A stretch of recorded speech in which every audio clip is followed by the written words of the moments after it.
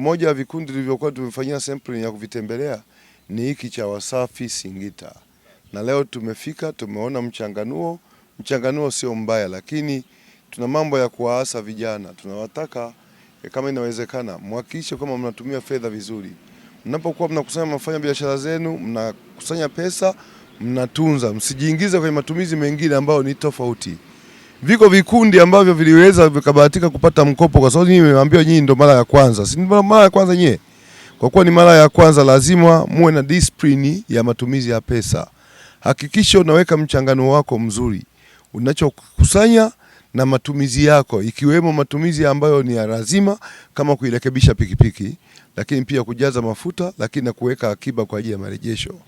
Ukiendelea kurejesha mapema, manake siku ya mwisho na wewe utakuja kumiliki pikipiki, itakuwa mali ya kwako, na utakuja kupata pikipiki nyingine na pikipiki nyingine, baadaye utakuja kuwa mwajiri.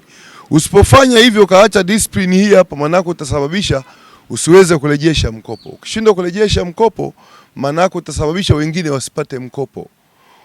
Halmashauri inatenga 10% ya mapato yake kwa ajili ya kuja kwenye ukopeshaji vikundi vya vijana, wanawake na watu wenye ulemavu. Lakini fedha hizi ambazo mnarejesha nyinyi pia zinarudi kwenye mfuko huo, zinakwenda kuzunguka. Kwa hiyo huu ni mzunguko wa fedha, 10% zinazokusanywa pamoja na marejesho ambao walishawahi kukopa huko siku ya nyuma. Msipofanya hivyo, manake mtasababisha vijana wengine wasije kupata mkopo. Mko tayari vijana wengine wasipate mikopo?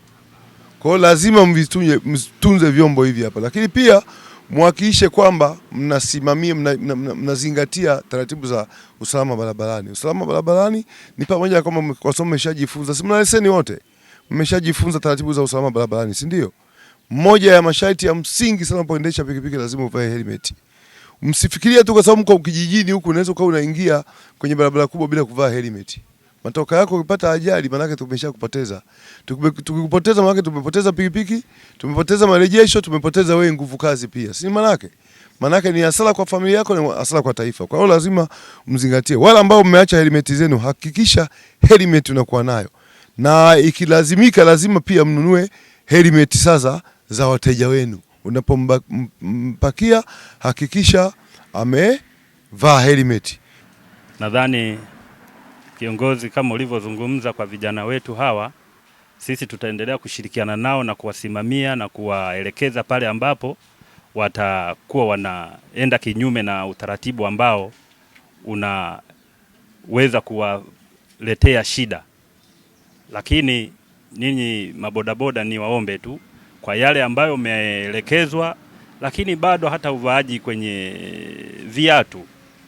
Najua unapotembea bila kiatu muda wote unaweza kupata ajali, lakini ikakusababishia maumivu makubwa. Kwa hiyo ni waombe yale ambayo umekubaliana na sisi, tutawasimamia kama viongozi, tushirikiane kwa pamoja ili kesho mtakapomaliza mkopo wenu na wenzenu wapate mkopo. Endapo nyinyi mkienda vibaya, mtatusababishia wale wengine sasa waanze kuhangaika mna mkopo, kwa sababu fedha bado zitakuwa zipo mikononi mwenu. Mimi niwashukuru sana, lakini muendelee kutuamini na sisi ndio viongozi wenu, tutaendelea kuwapigania. Kwa majina naitwa Lazaro Abedi Maenzeka, ni mnufaika wa mkopo wa halmashauri. Tunampongeza rais wetu kwa kutuwezesha kutupa hii mikopo. Tunanufaika kwa ajili ya kusolve matatizo ya familia yetu pamoja na sisi kwa ujumla. Tunamshukuru sana. Tunaahidi tutakuwa waaminifu kwa mkataba tulioufunga na kwa maliziano tulioyafanya kati yetu na serikali, kwa kutuamini na sisi tutakuwa waaminifu. Vijana mimi nawaasa na washauri wapate mikopo na wafuatilie kuhusu mikopo hii. Inanufaisha sana kwa sababu yenyewe ni 10% ambayo haina riba. Tunamshukuru sana mama, katuwezesha.